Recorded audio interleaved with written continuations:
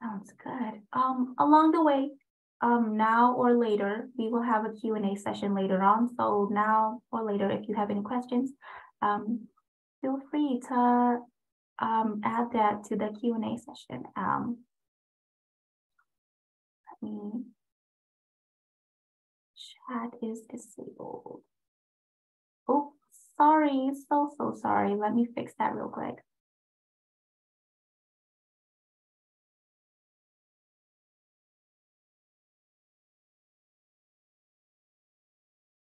Let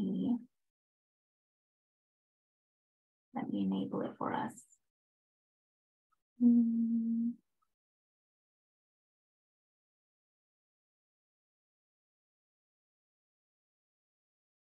Hold on.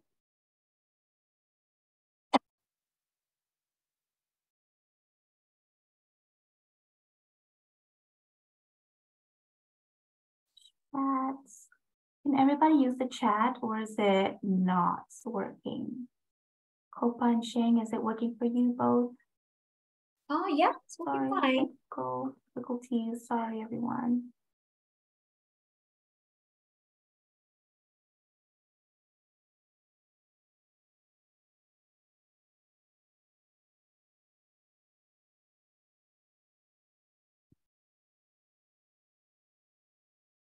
Let's see.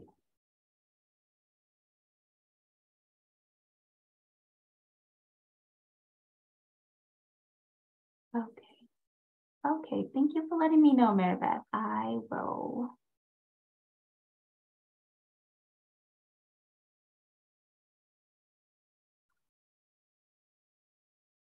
Can you see it, Maribeth?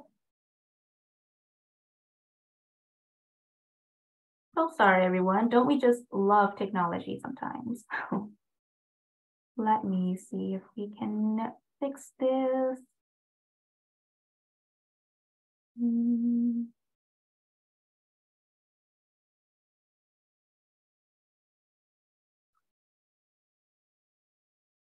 There we go.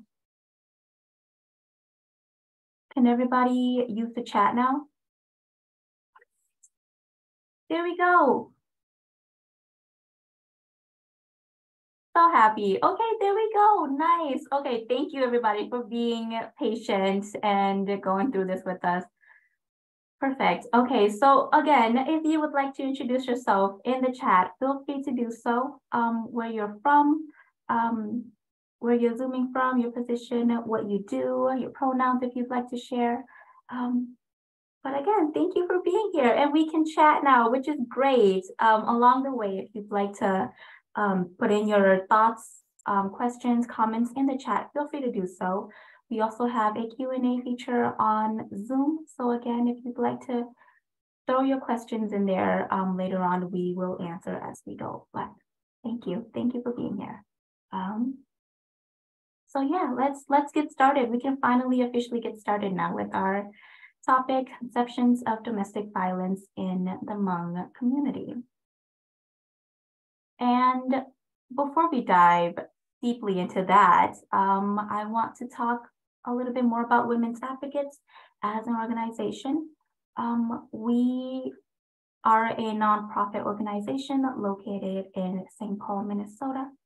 We offer a continuum of safety through our prevention programs, like webinars that you are seeing now, emergency shelters and advocacy services, housing stability support for our victim survivors of domestic violence.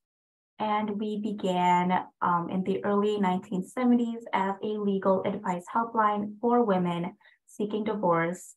And by 1974, had purchased our first safe home in order to shelter women and children who were seeking safety from abuse. And within the almost 50 years since, we've grown and expanded, and our shelter is now connected to 3 different homes connected to one another. And we have updated our mission statement to better reflect what it is that we believe we do, which is walk with victim survivors and our community to break the cycle of domestic violence.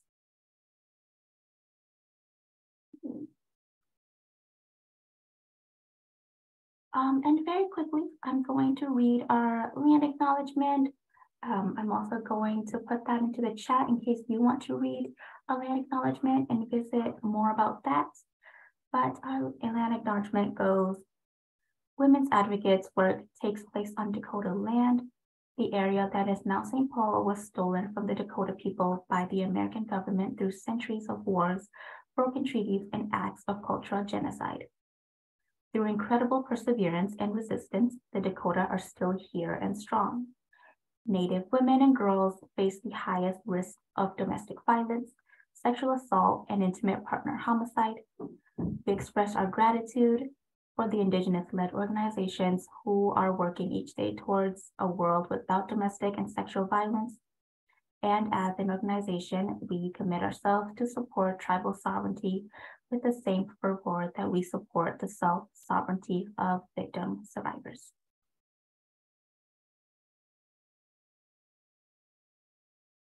And today's webinar is organized into two parts. In part one, we'll walk through a basic understanding of the Hmong culture and who we are as Hmong people. We'll get into today's main topic, which is domestic violence within the Hmong community.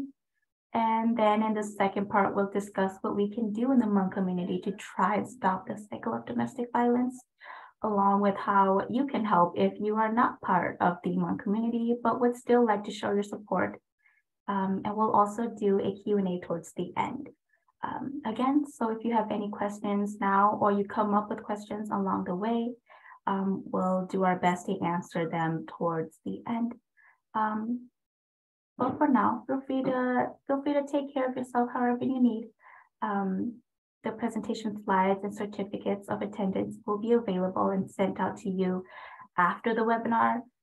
We also ask that you be patient with us regarding the certificates. It can take a couple of days for us to send them out to everybody. But for now, feel free to contribute thoughts and comments in the chat. I'd love to read them as we go. Finally, let's jump into part one. We're going to start with today's webinar, domestic violence within the Hmong community and what that looks like. So meet my wonderful Hmong panelists. I will hand it on over to them to introduce themselves. Kopa and Shane, once you guys are ready, feel free to take it away. I can go first. Hi, everyone. My name is Shane Lore. I'm with Asian Women United, and my title is Community Advocate, and I've been with Asian Women United for a good 20 years, but really working with the women and children for about 15 years now. And I love my job, and I really enjoy how I provide my service to all these victims. It's such a rewarding feeling, and so it's so nice to meet with you guys. This is my first time presenting, so I hope I'll do a good job for you guys to learn something from us. Thank you.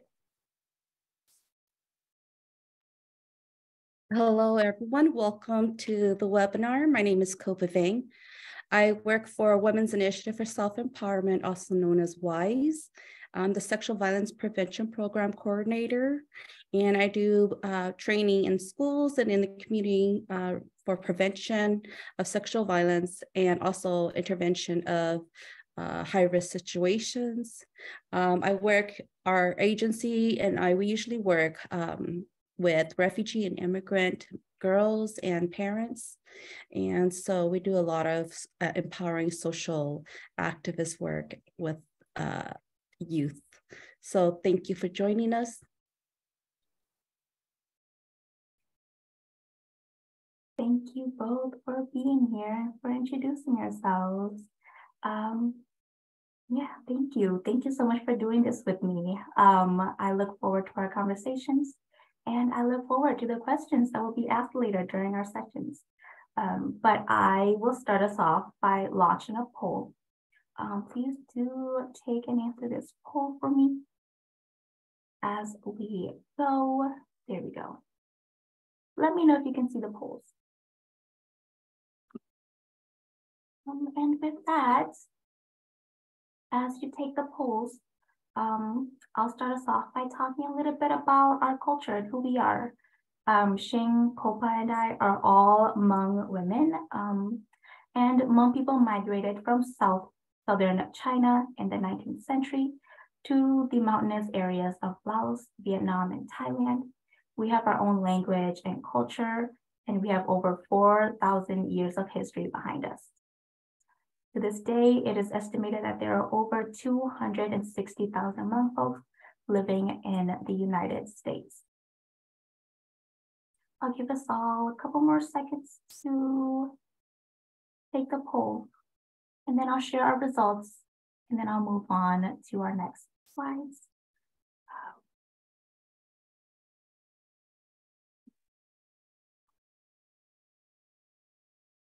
Here's our results to the poll. Are you familiar with the Hmong culture? Do you know Hmong people? And a lot of people said, I know certain things, but you want to know more.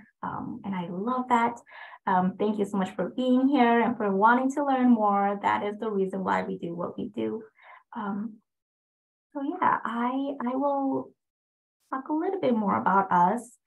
Here is a couple of visual representations of Hmong traditional clothing. The Hmong people were farmers and most living in small villages high in the mountains. And although many Hmong people have settled in the United States, many Hmong families and individuals still live throughout Laos, Thailand, and some in Europe. As you can see, we have a beautiful culture filled with colors, patterns, and history. But today's topic is domestic violence. So if there are Hmong folks who have joined us today, feel free to share your thoughts in the chat as we continue. And if you're not Hmong, you are also free to share your thoughts and ask questions as we go.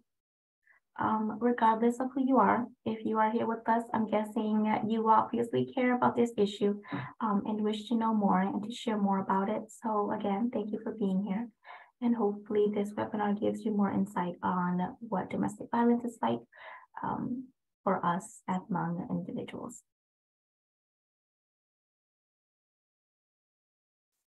So let me dive deeper into what domestic violence looks like. Domestic violence is a pattern that affects every aspect of life. Your emotional, intellectual, physical, spiritual, and digital safety is all in jeopardy if you are or have experienced domestic violence. There are many ways an abuser can hurt you, and domestic violence is not always physical abuse.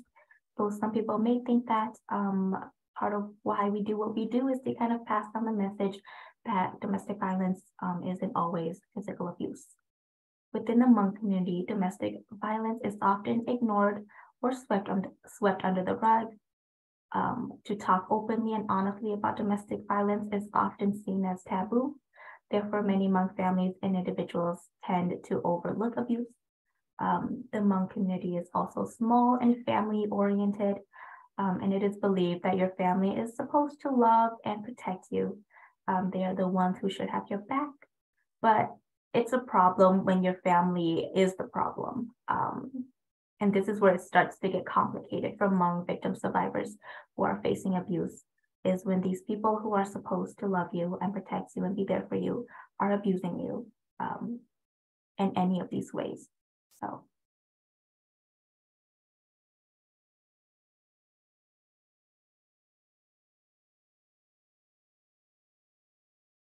So more about traditions and abuse. It is believed that when a Hmong woman gets married, she no longer belongs to her family. She now belongs to her husband and his family. And many Hmong people have the tendency to push victim survivors back to their abusers and abusive households.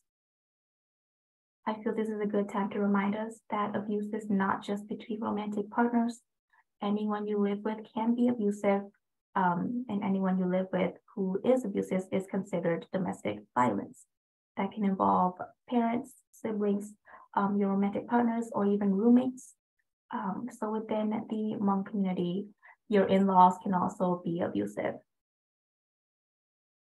Abuse is usually seen happening to Hmong women as they are the ones who must leave their families in order to live with her husband and his family.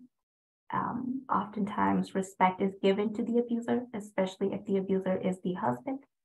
The Hmong community is built heavily on patriarchy, and we're going to dive deeper into that as we go. But the Hmong community is built heavily on patriarchy, and people will usually side with the men. If a Hmong woman were to try and get away from all the abuse, it is so much more than just running away from one person. The victim survivor is going up against an entire community system built to kind of keep them in their cage. The Hmong community also has many spiritual beliefs. One of them is if a Hmong woman were to pass away, she must belong to a man if she wishes to be recognized and claimed by her ancestors. If she is unmarried, that man would be her father. And of course, if she is married, that man would be her husband. And many of these beliefs hold victim survivors back from getting help. And if they do seek help, they are often told to go back, be patient with their abusive partners and relationships, thus sending them right back into the hands of their abuser. Now, anyone can be a victim and anyone can be a perpetrator. If you are a man, a Hmong man being abused by your wife or in-laws, many times it's considered embarrassing or shameful for you as a man. Because the community is built heavily on patriarchy, you as the man is supposed to provide and be the leader of your home. You are seen as above your wife and your children. Therefore, if you are being abused by your partner, it is seen as embarrassing because you are not, quote unquote, man enough to control your partner and therefore letting the abuse happen. If you were to seek help, you'd likely also be told to go back to your abuser to man up and to face the abuse that you are going through. I want us to think deeper about how these patriarchal beliefs harm everyone, and ask yourself does anyone actually benefit from this? Does anybody benefit from these patriarchal beliefs at all? With all of that being said, abuse is often tolerated or ignored within the Hmong community, and no one truly receives the help they very much need. And many Hmong individuals are held down by traditions, and with these traditions kind of spawn abuse. And a lot of times these traditions can feel isolating, and it creates a never-ending cycle of abuse.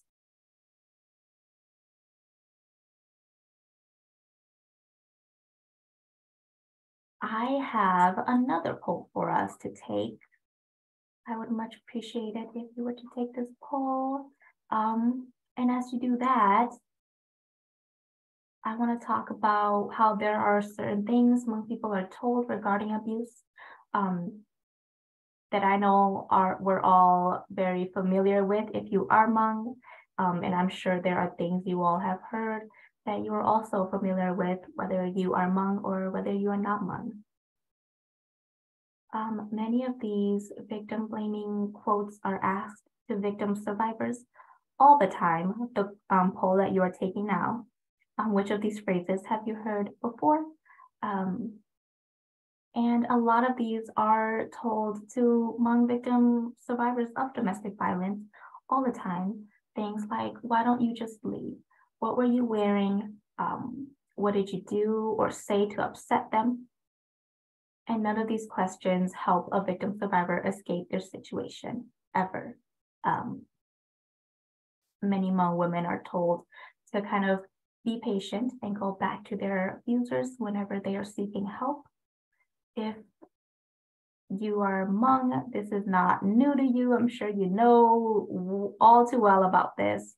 And again, because the community is based on patriarchy, a Hmong woman who has been abused will likely be told to go back to her abusive household.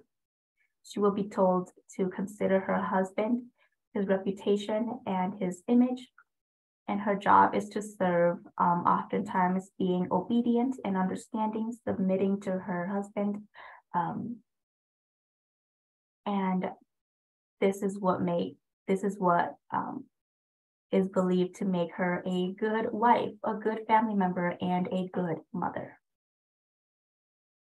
Also, if she were to escape her situation and finally leave her abusive relationship, she is now seen as used goods and undesirable. I want to add that Hmong men do not get the same treatment as Hmong women do when going through divorce or escaping an abusive relationship. Again, the community is built heavily on patriarchy, so the backlash that Hmong women face will often be harsher than the backlash that Hmong men face. I am going to end the poll. Thank you so much to everyone who took the poll, and I'm going to share the results. And a lot of people hear the phrases of, why don't you just leave? A lot of these answers got really similar numbers. So thank you everybody for taking that. But it seems like we all have heard of these phrases that I have listed in our poll, and a lot of people are also typing in the chat. Thank you so much for doing that. I always appreciate it when people are typing in the chat. Like you said, you're ruining his life by accusing him of this. Why don't you care about your family's reputation?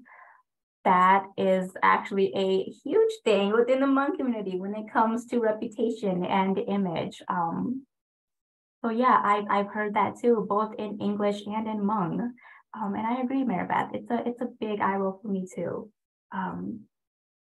Somebody said, every marriage is hard, you just need to put in the work. Yep, also a big one. Somebody said, be patient. It's a phrase, and he will grow up.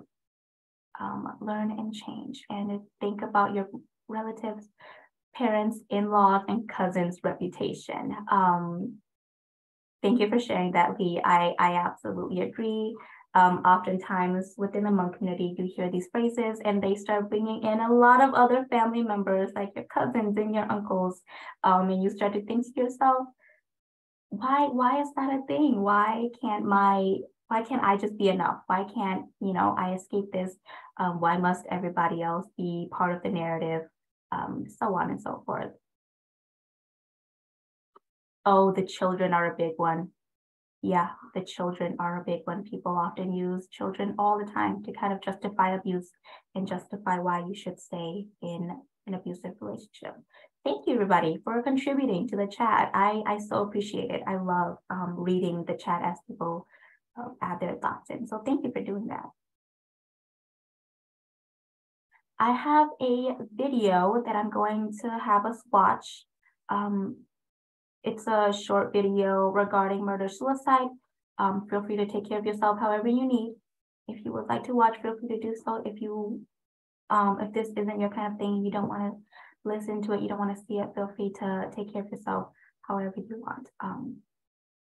We are learning more tonight about what police are investigating as a murder-suicide in St. Paul. They say Ye Zhang shot his wife, Ka-lor, before turning the gun on himself while their 5 children were in the home. One of those children called 911 to alert police officers, and they say those children are safe with family tonight. As Devon Raming reports, this is the second high-profile case of domestic violence in Minnesota's Hmong community just this summer. It's the second time this summer tragedy has struck the Twin Cities Hmong community as St. Paul police are investigating the murder-suicide of a couple, 33-year-old Ye Zhang and his wife, 30-year-old Ka-lor. Police say one of the couple's 5 children called police after Zhang shot his wife and then himself in front of them, all under 10 years old. Incidents like these are the driving force behind organizations like Transforming Generations, working exclusively with Hmong families to intervene in crisis. How to be in relationships that are healthy, how to be in relationships that are not be harmful, to be empathetic. Executive Director Peng Tao has spent the last 20 years working with domestic violence survivors in the Hmong community. We know that a majority of the family members knew something was actually happening in that couple's life. There was a problem, there was an issue, they just didn't know how to address it. Tao says there are several factors contributing to this violence. Many are cultural. It really comes from a place of patriarchy, and it really comes from a place of privilege that men have in community, that those are the root causes of it. No culture actually condones violence and supports the violence to actually happen, but it is patriarchal culture that actually supports the violence and supports saying that men can do this. Sadly, with each incident, Tao says there's a tragic correlation. If you don't do what I say, I'm going to kill you the same way that that other man had just killed his wife. Speaking to the need of more readily available resources. When we talk about the need, it's really around both prevention services and intervention services. When we think about prevention, we're needing to think about how to teach men to be empathetic. Now, we've made contact with the family through the Hmong 18 Council. They weren't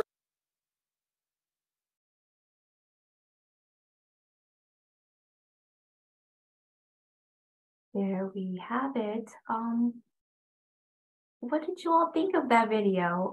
Feel free to leave your reactions in the chat. I'd love to read your comments as we go. But yeah, there is a big issue regarding murder-suicide within the Hmong community. And this happens way too often. Usually when you hear about a victim or a couple that has passed away, it usually ties back to domestic violence. And when you know about the domestic violence and what has been going on, usually either the victim survivor is already dead or both of the couple is already dead. Again, a huge issue that happens within the Hmong community all the time, way too often. And there are multiple media coverages on this issue all over the web. If you'd like to know more, feel free to just kind of search it up, look more into that. Again, it's all over the web. And our panelist, Shane, will kind of go deeper into murder-suicide and what that kind of looks like within the Hmong community in a minute. But for now, I want to circle us back to everything we just covered. Domestic violence, if tolerated or ignored, is to kind of like save face. This is a big issue within the Hmong community, saving face and saving your reputation and having a good image. And so in order to have that, something like domestic violence must not happen, but it does happen. And once it does happen, it's easier to ignore it and sweep it under the rug in order to kind of save face. And the victim, again, is often told to think of the abuser's reputation and their image. And if you are a Hmong man being abused, you will be told to think about your own reputation and figure out ways to face the abuse head on. Family and children are also used as tactics to keep a victim trapped in their abusive situation. A lot of you in the chat have kind of already agreed to this tactic and how this is often used to kind of keep survivors trapped within their abusive situation. Family members, oftentimes your in-laws and the community as a whole, again, will often tell the victim to kind of think of the children, think of your family, don't throw that away. And regardless of who you are, please note that these types of comments cause more harm than good, and children can also be harmed in the process. Again, with a community built heavily on patriarchy, it's hard to go against your abuser, especially if your abuser is your husband or a man. And no one truly benefits from this, as it can harm everyone involved. Even men who are in these patriarchal communities and society, it doesn't fully benefit you at all. And it can also be very harmful on men, and specifically in this case, Hmong men also. So if you haven't already, feel free to share in the chat, how is domestic violence the same or different in your community compared to the Hmong community? I'd love to read them as we go. Seems like a lot of people have a lot to add, which I love.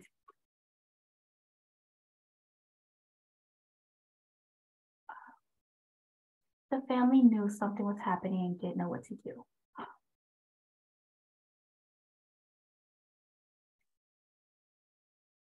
Yep, they knew something was going on, but they didn't know what to do and they didn't know how to intervene.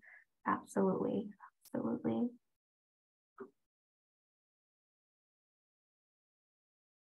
Yeah, Karen agreeing with the patriarchal beliefs within the Hmong community. And I feel like patriarchy is something that needs to be talked more about when it comes to domestic violence. How is it changing? How has it not changed? Absolutely something that I would love to talk more about when it comes to domestic violence, because it's such a big issue within the Hmong community, and it causes just so much abuse to Hmong women and to Hmong men altogether within the Hmong community. So thank you everybody for sharing your thoughts. I will now pass it on over to Copa and Shane to share their personal stories and stories that they have regarding abuse within the Hmong community. First, we will start off with Copa and her story. Copa, take it away when you are ready. Hi, I just want to share a few stories with domestic violence. The first person I witnessed domestic violence with was my own father.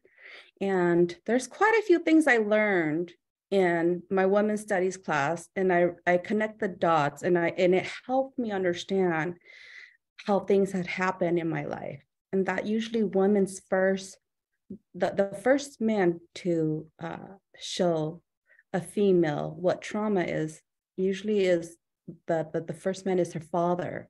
And I was like, oh wow, you know, I really just resonated with that, because my father was the first man who ever shown me trauma, who ever shown me domestic violence.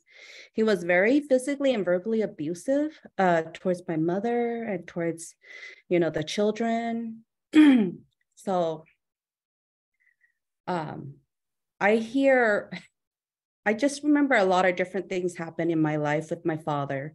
But I remembered in our culture, my mom had left him a handful of time. We would go stay at different relatives' house for days and weeks. And then it would be so much fun. But as a young child, I never understood what the problem was. And then it would end up with clan members coming to talk, and then we would just go back home. But I understood as I got older, from the age of 5, that what was going on, the problem between my mother and my father.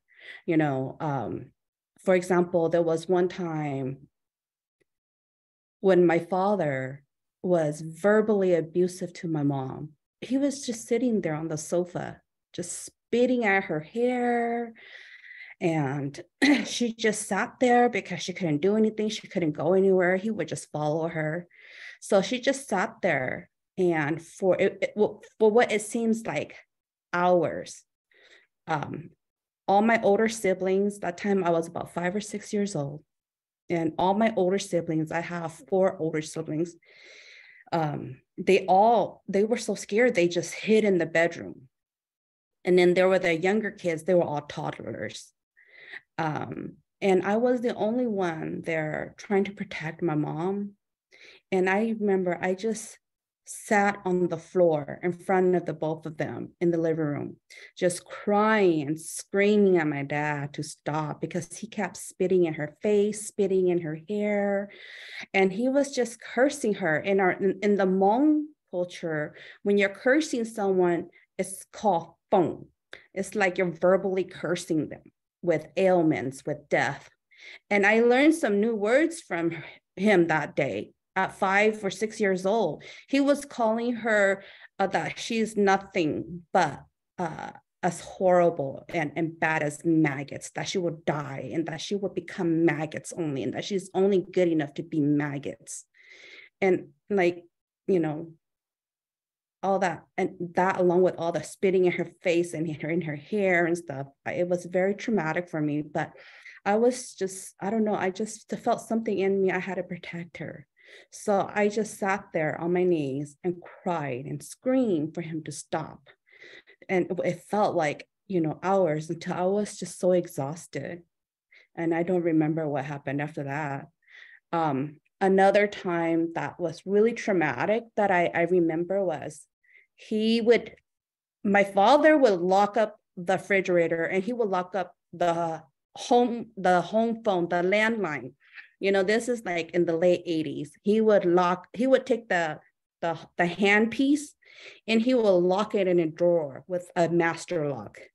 And my mom got clever. She pulled out the top drawer so she could get that phone piece.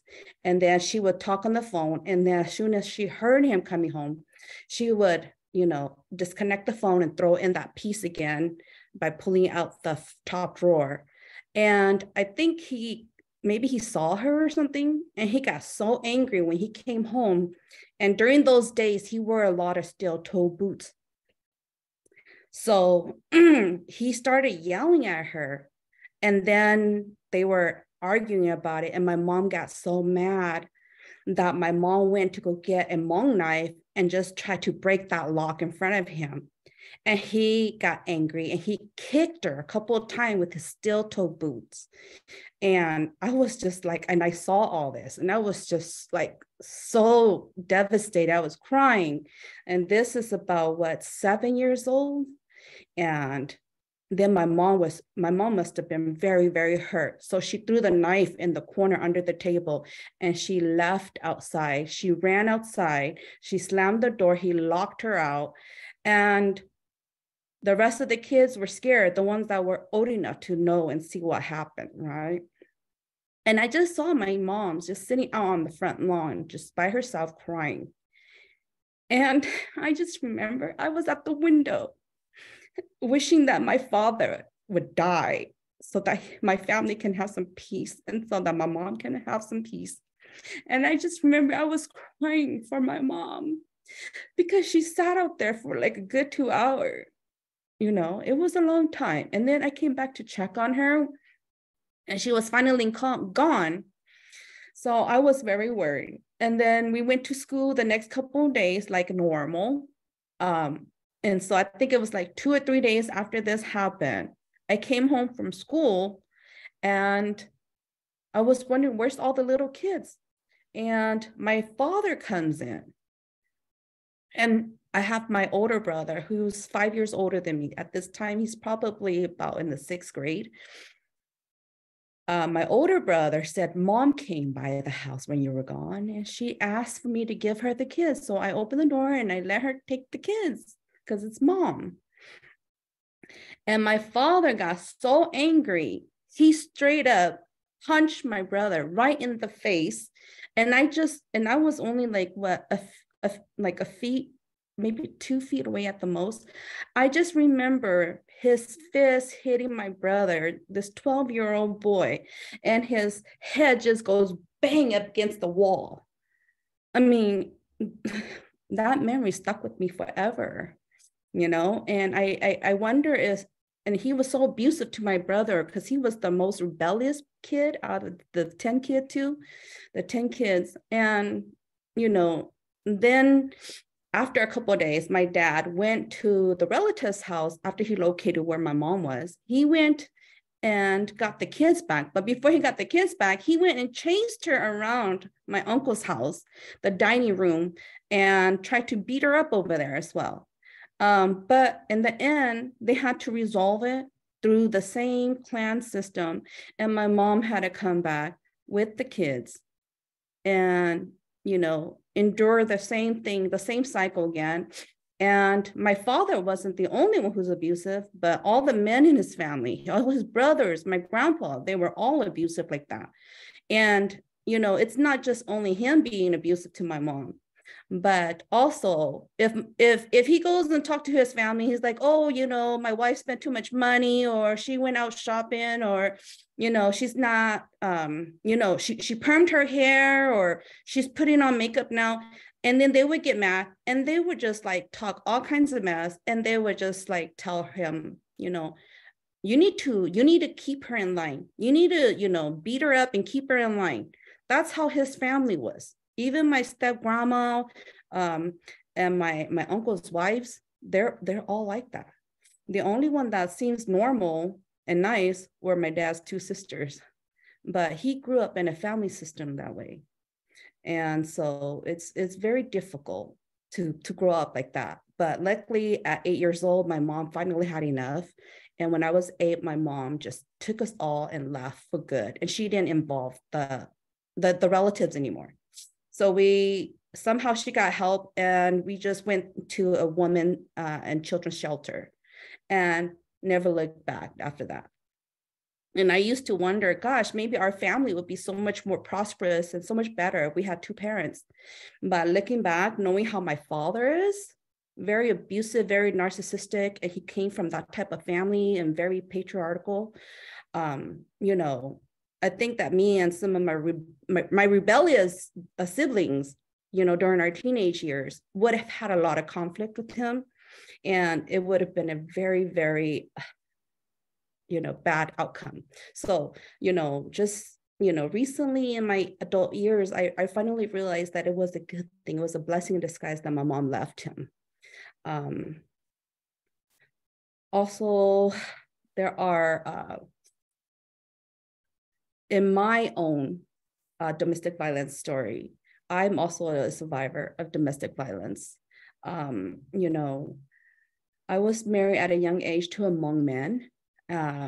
He also grew up in a family where the men were abusive, verbally and physically.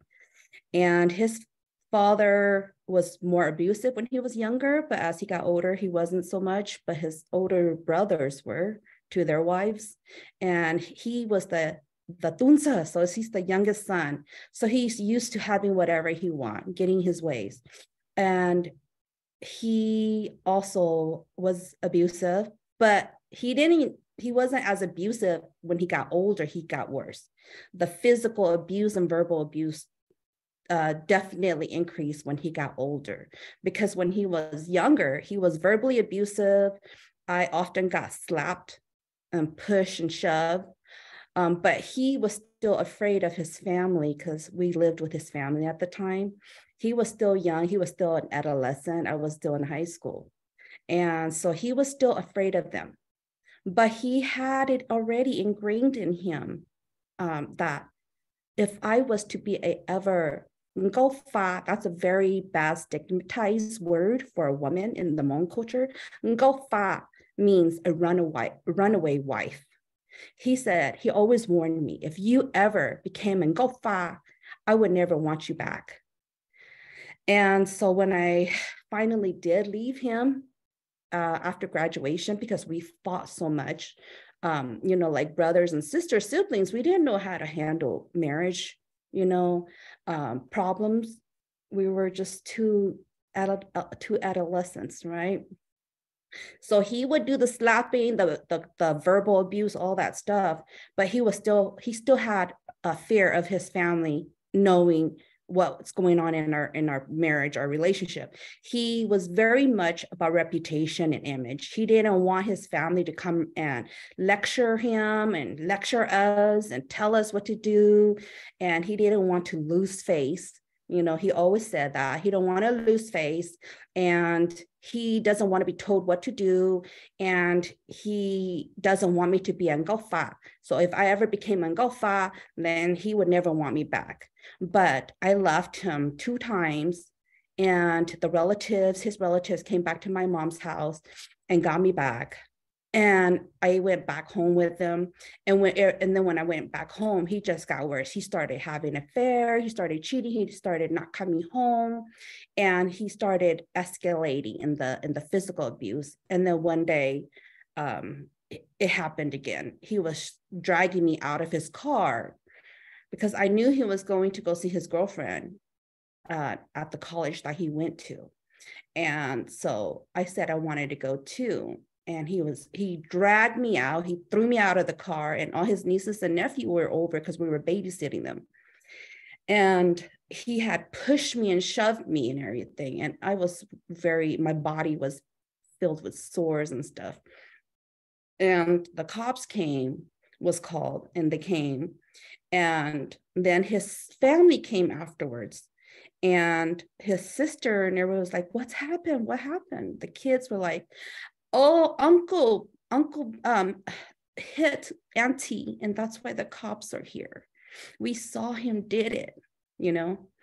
And so after that, I finally left and never came back. But I didn't involve any of the relatives anymore because I didn't want to hear what they have to say. And I know they're going to just make us come back together and try to, make me endure all of the cycles of the abuse and the problems.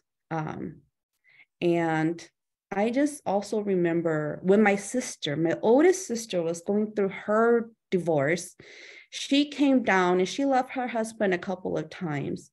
And my own relatives, my own uncle, this is what my sister told me. My own uncle always persuaded her to go home, my dad, and then they always persuaded her to go home. And my uncle said, one of my uncles at their meeting says, as long as your husband doesn't beat you and there's no blood and you're not dying, then you need to go back. That's your husband.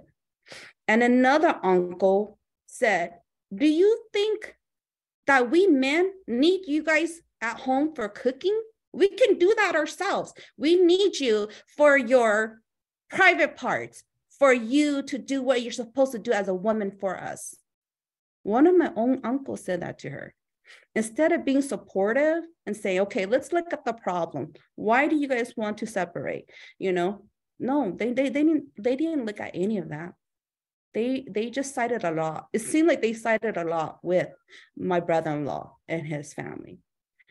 And then like one of the last times she finally came down to leave her husband with her kids. And I was at this time was still married.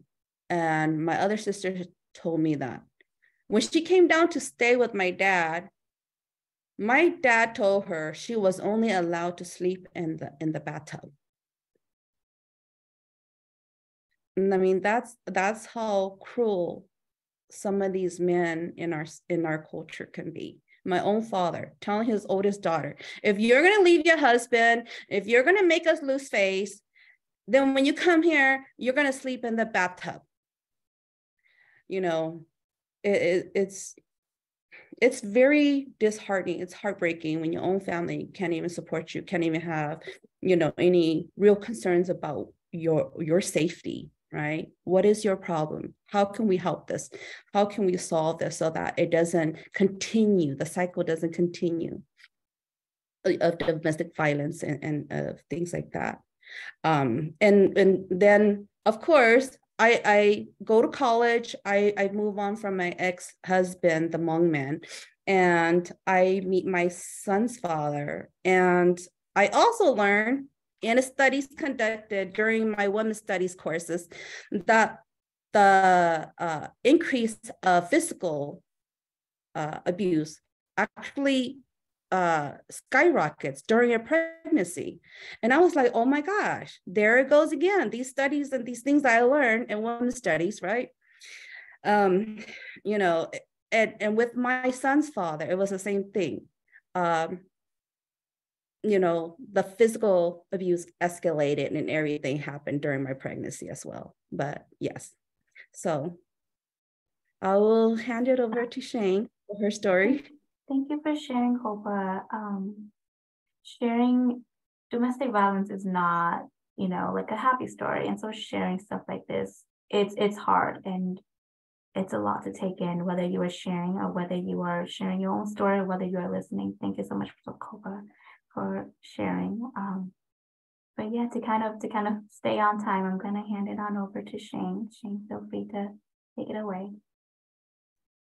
Hi, yes, so I'm very grateful. I haven't gone through any kind of abusive relationship or experience. I just want to share, as my work 15 years, I just want to share some of some stories and reason why it's so hard for abused Hmong women to leave their marriage. And one, as we mentioned earlier, is saving faces. Two, they don't want the name divorcee or guanzhou or divorced woman. And that's really hard on them if everybody was to call them that.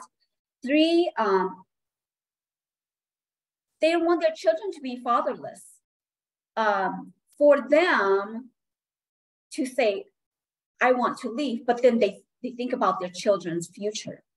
People will look down on their children too.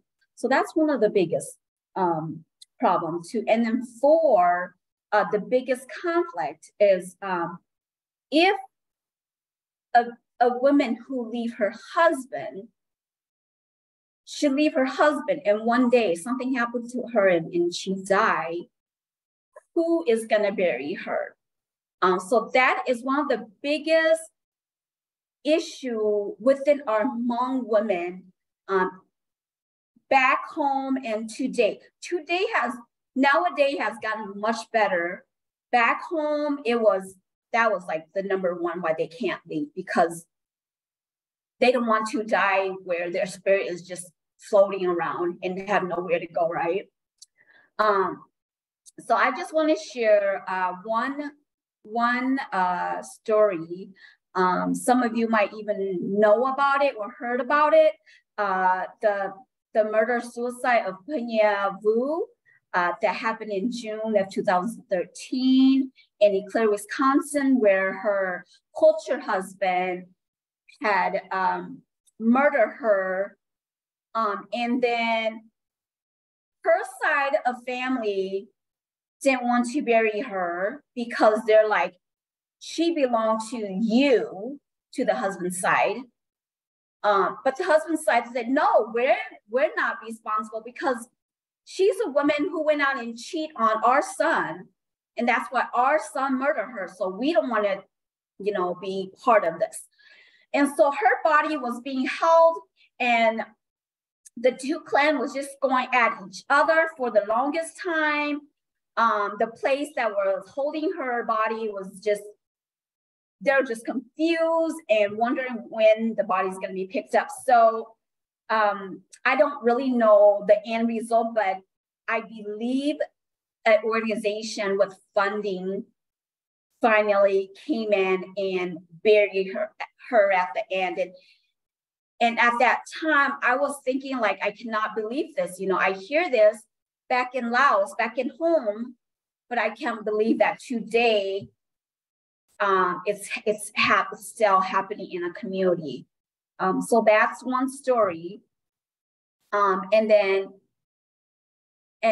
you guys probably remember the Molly Chang story over the summer, where her abuser, he shot himself.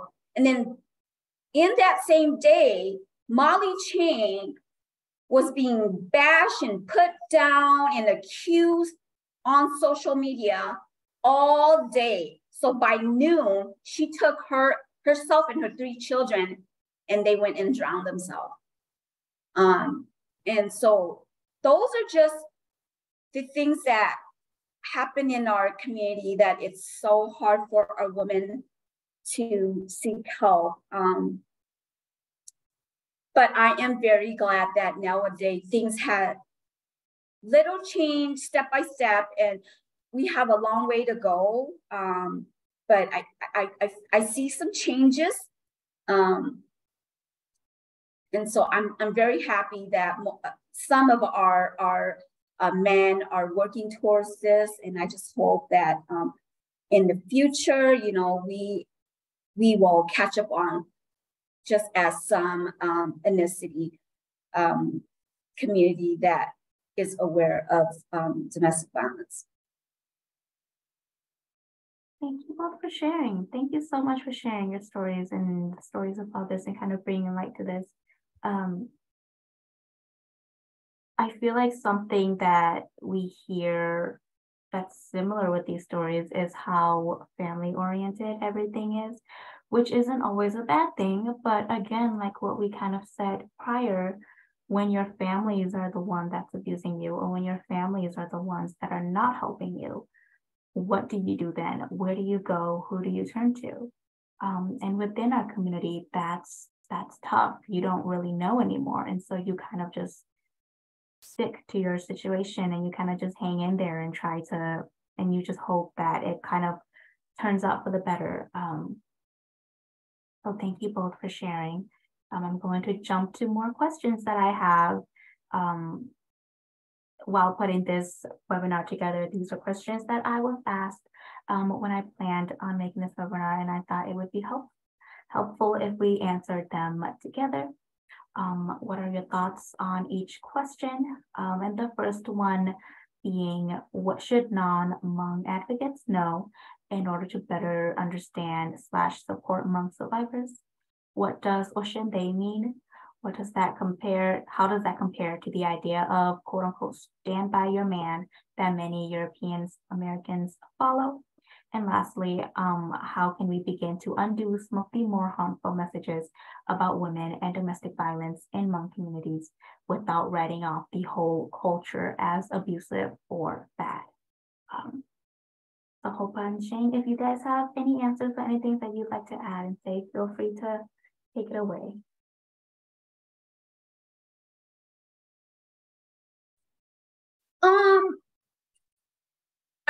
So I just had a few things down for the first question.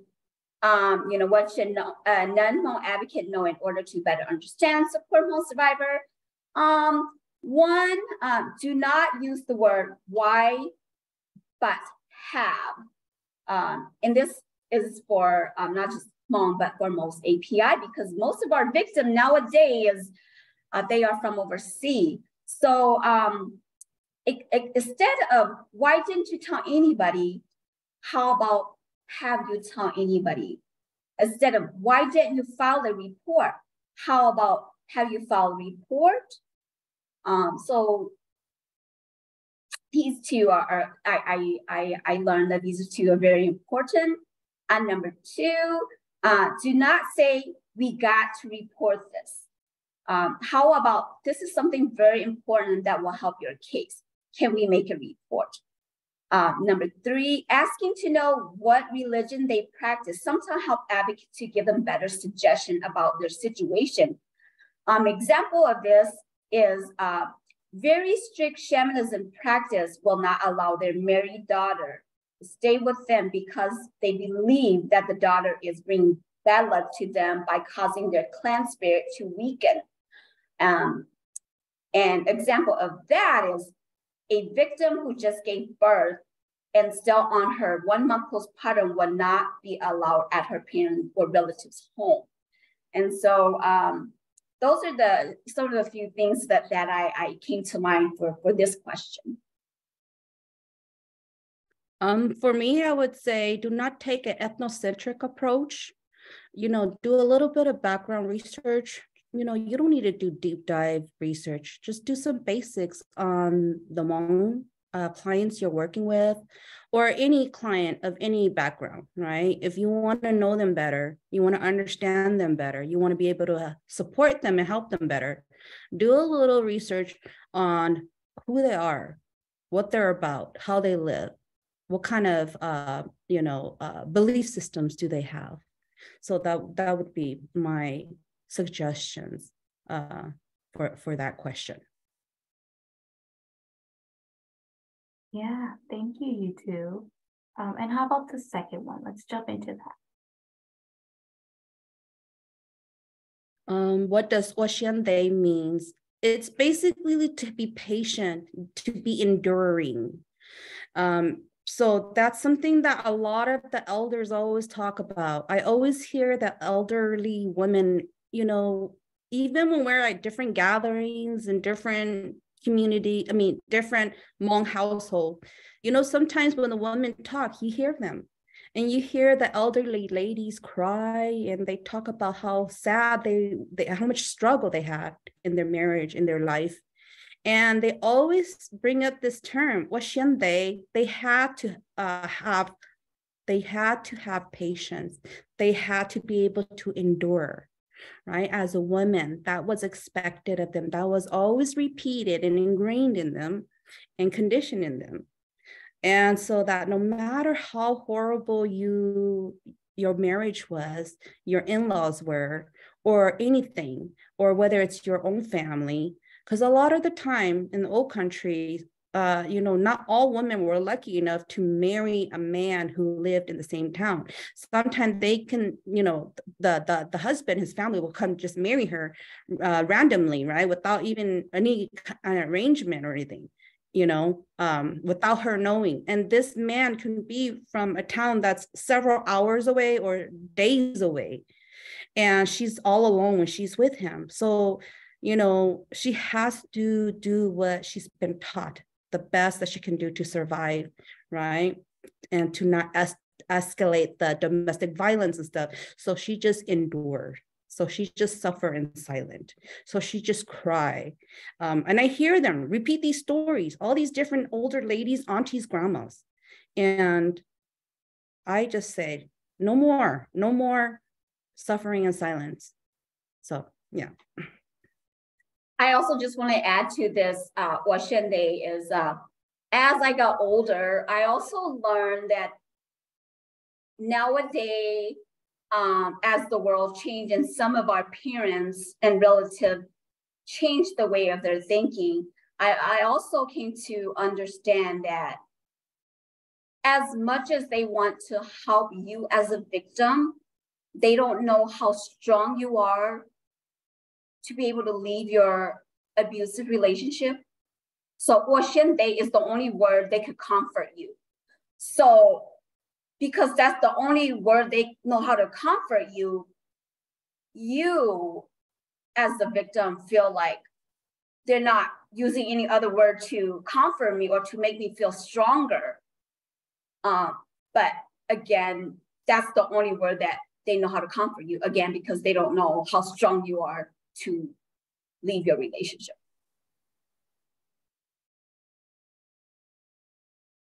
Yeah, someone wrote in the chat, let me read it out loud so you both can see.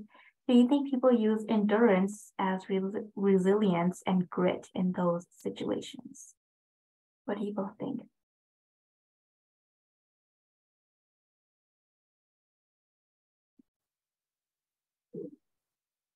Any thoughts regarding that?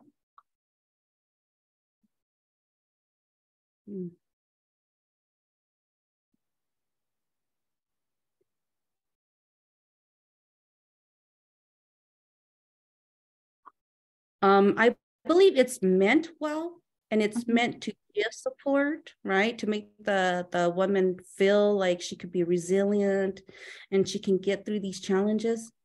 But it's been like so ingrained in the Hmong women, and even, before they get married, because we usually get lectured a lot, about how to be a good wife, to be a good daughter-in-law, don't get returned, right?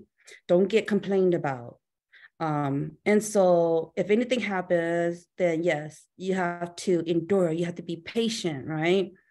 I think it's the origin is meant well, but then every time domestic violence and everything happened, they just kept using it over and over because it's just become such a normal part of our culture and what to train our girls and our women to do.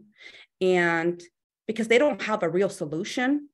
And since it's very patriarchal and everything is mostly run by men in our household, in our relationships, right? And how we live as a culture, in a Hmong culture, that maybe this is the only easy, simple, reassuring way mothers and aunties and grandmas, and sisters give to that female in their family that's being abused and stuff, right? Especially when they don't have no real solution. And sometimes they can't let that daughter or that, sister come back home because it would be something that would be shameful for the family and the father would not approve, So I think it's meant well as it started, but it just becomes so used that now it's just kind of like Shane was saying earlier, it's just a very simple, easy way to show support, but it doesn't do anything beyond that, with no real reason, with no real actual step of, okay, this is how we're going to solve this problem, So, yeah. Yeah, and let's move on to this third question here. After these, we can kind of later on go on into questions from the audience. How can we begin to undo some of the more harmful messages about women and domestic violence in the Hmong communities without writing off the whole culture as abusive or bad?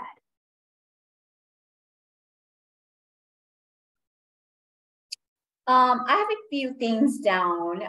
Number one, teach your children at a young age of what abuse looked like, and that time has changed. Number two, having gender equity, normalizing sons and daughters that they are the same gender roles to be equalized and not having double standard. Example, changing the old mindset of what Hmong women roles should be. Number three, supporting Hmong women, not re-victimizing them and saying that they deserve the beating. Four, bring awareness. And five, creating more allies out in the Hmong community. Yes, I agree with Shane wholeheartedly. I also learned in women's studies again that if you want to change the male gender's perspective, you got to change their perspective when they're a young child. So I have a son, and ever since he was a little boy, I just teach him to respect women, to respect others, to respect women, to protect women, to care and be considerate of others, of women. And so that helped a lot. I see that the more we do this work together, we have, the boys and the men involved, we can start to really make beneficial shifts, right? And as long as we work together and we stay on this route of working together and, having them really collaborate with us, men and boys, and we collaborate with them, we can really make some beneficial changes here. Absolutely. Thank you both for sharing your thoughts and for answering those. I'm going to move on to part two. Give us more information about what we can do. Then we'll go into questions from the audience. Firstly, I want to talk a little bit more about barriers to leaving an abusive relationship. And one thing we should understand is that leaving is the most dangerous time for a victim survivor. It's not as easy as people think it may be. There are many barriers in the way of victim survivors, making it hard for them to leave their abusive relationships. And this is why we want to be mindful and be understanding of someone's situation and not ask questions like, well, why don't you just leave? Because it's not that easy. So on the screen is a short list of possible reasons why someone can't leave their abusive relationships. And the list goes on. The list is a long list. I'm sure you can think of more, but I just have a couple on the screen for us to kind of understand why somebody can't leave. And keep in mind that abuse can continue after a survivor and their children have left the household or the abusive relationship. And we call this post-separation abuse. And so sometimes even after you leave, the abuse continues and you don't ever truly escape. I have a last poll for us for the day. Please take the poll from me if you will. I highly appreciate it. Do you relate with the abuse we've talked about? And as you are doing that, here I have a couple possible things we as the Hmong community can try to do to kind of stop the cycle of domestic violence. It can be useful to have safety shelters and more resources specifically for Hmong victim survivors. Educating and spreading awareness about domestic violence can be useful. Let these victim survivors know that freedom is possible and one shouldn't feel trapped in their abusive relationships. Also, with proper education, more people will start to understand the cycle of domestic violence. It'll also be extremely helpful to have open, honest conversations about the abuse and about patriarchy and how that negatively affects our community. Hopefully this will lead us to taking more actions rather than just simply talking about it. talking about it is a start, but taking action is the next part. And I feel like that's usually the part where people kind of hold off on. And it would be great if we can kind of start taking action on that. We must also hold the abusers accountable. This is something that I want to emphasize all the time, no matter who I'm working with, working in domestic violence, no matter who I'm talking to, Hmong women or not, holding the abuser accountable is something that I think should be done more often. It's not fair that the victim survivors must carry all the burden of being abused on their own, and the abuser is perfectly capable of understanding what they did wrong, and therefore can and should be held accountable for their actions. Now, if you're not Hmong, you are not excluded from this narrative. We all face similar problems when it comes to domestic violence. And you can simply start by believing in victim survivors. Their stories matter, and you have no idea how powerful it is by simply believing in their stories. Offer them resources. If you are in St. Paul, you now know about us, women's advocates. Feel free to tell them more about us and our program and what we do. Yeah, and be open to learning and understanding the Hmong culture. And also, if you want to learn about different ethnicities, races, and their cultures, be open to learning about that. This way, you'll have a better understanding of how domestic violence affects different communities. And to everyone who took the poll, thank you so much for doing that. I'm going to share our results. And a lot of you have similarities to the things that we've talked about.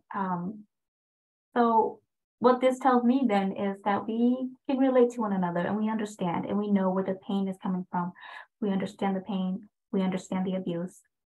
So this is great.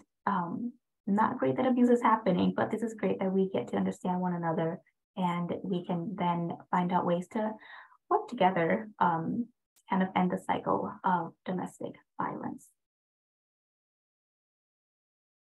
Now we will open it up to you all for questions. If you are still here and if you have any questions you want to ask in the meantime, I'll read them out loud and then I'll pass it on over to Shane and Copa to kind of guide us and answer the questions. I'm sure you can add it in the chat and I'll try to read them as we go. There's also a Q&A part to the Zoom. If you can find that on your screen, feel free to also type it into the Q&A session. And we will try our best to answer them as we go. So if you have any questions, this is the time to ask.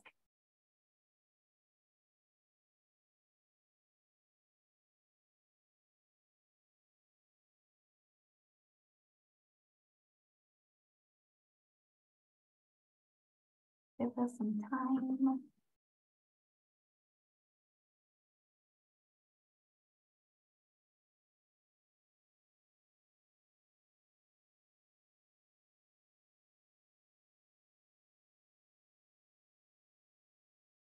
Mary Beth wrote something in the chat.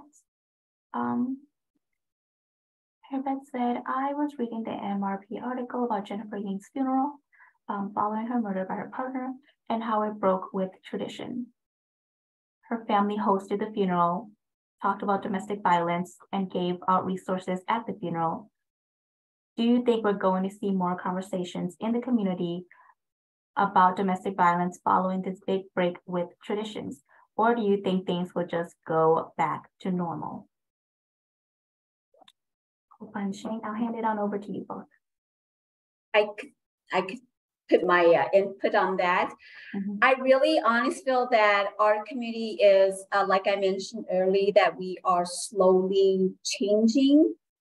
And so such change as like this case where her family stepped in and said, nope, your son or your clan, you did this to our daughter. And so we will not let you touch her body. We will take care of her children and anything about her, and we will handle this. So I'm so happy. I'm so proud of this family of her family to take on this. And I really feel that as times go, we will see more of this, and I hope to see more. And this will make the next family stronger to also do the same. Yeah, time will tell, right? And hopefully we start to see that change. Go ahead, Copa. I believe we are changing slowly but surely. I see with the young men, right? For example, Jennifer Yang's brother stepping up. He's the only boy. So he did at his vigil that I attended with Transforming Generations. He was the one representing his family and speaking, up at the mic during the vigil. And I see it with my own brother-in-laws. I see it with, some of my younger brothers. I see it with my nephews. There's a lot of different progressive growth, with these young men and young boys being taught to respect women, right? With education about domestic violence, about just everything in life, just promoting that we need to have more respect and honor for each other as human beings, teaching our boys and our sons these things.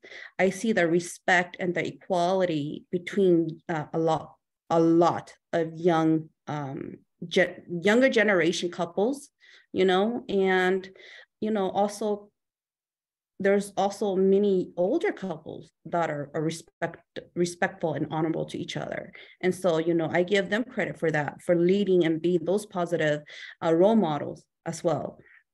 But I do see it, and I'm very, very thankful. I see it with a lot of young people, the way that the male partner treats their female partners. And I just think it's wonderful. I think that we will get there. We will get to the future we all really want. Yeah, absolutely. And somebody else said, when women come to your organization, what is the process for them getting help? What resources do you help them with? This is a question for me, and I'm happy to answer this. Thank you, John, for asking this.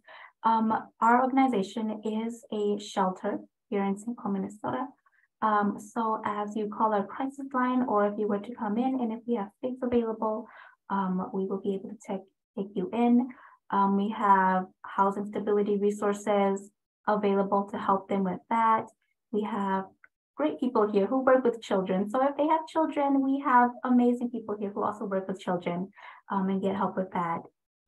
We also provide resources like these webinars, and we kind of educate the public and we tell them about what domestic violence looks like, and to kind of just give a better understanding of domestic violence and who can go through domestic violence. And we kind of go out and we talk to the public and we let them know all about healthy relationships and just everything of the sort.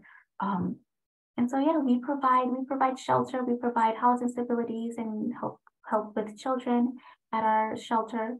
And so if you know anybody, if you or anybody you know who is in need of help that's in the St. Paul area, feel free to have them contact us.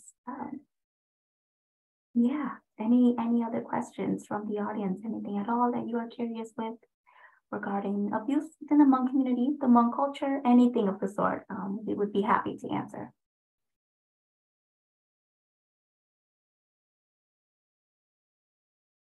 I do just want to share a small resource for that question. So Asian Women United is like the second Asian shelter in the whole United States. So, feel free to, if you know somebody who just want to be connected with the Asian shelter or the API community for resource, feel free to, send them our way, and we'll do our best of how to provide service for that individual. Yeah, thank you for saying that. Somebody did ask, can you tell us more about A Woman Wise services? And you kind of led us into that, Shane. Feel free to tell us more. Sure. So Asian Women United, it started in 1996, and it was just a small office helping victims outside of the office, because how it all started is all these wonderful API women came together, and they're like, hey, there's so many resources out here about DV for DV victim, but why is our API women not getting these service? What's going on? And so they came to the conclusion that it is because the domestic violence organization that already exists out there, they don't understand that there's a culture piece into these API victim life. And so they're not able to provide enough advocacy or just the understanding for these women. And so that's how our organization started in 1996. And then in 2000, that's when our shelter finally came alive to provide safe shelter for women and children.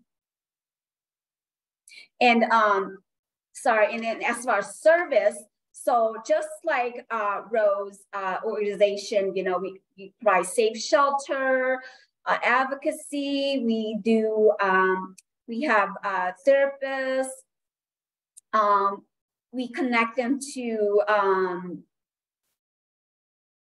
legal aid for any of their family or immigration related problem that they might need help on that. I hope I answered. You did. Good job. And Copa, what about you? Okay, so at WISE, it's a small agency. We have about 7 of us, including my executive director. Each person is in charge of their own program. So for example, there's one person in charge who's the coordinator for Girls Getting Ahead in Leadership, another coworker who's in charge of Healthy Relationship Program. Then we have our communication development manager, and there's another colleague who's in charge of the Encouraging Parents Program for the Oromo Somali communities. And then we have another colleague who's also in charge of the We Lead program, which is in charge of the immigrant and refugee students who are, first generation college students. Let's see. And so I am the only person who does prevention and intervention for sexual assault. And so I do my program. So everybody's kind of pretty much have their own program that they run.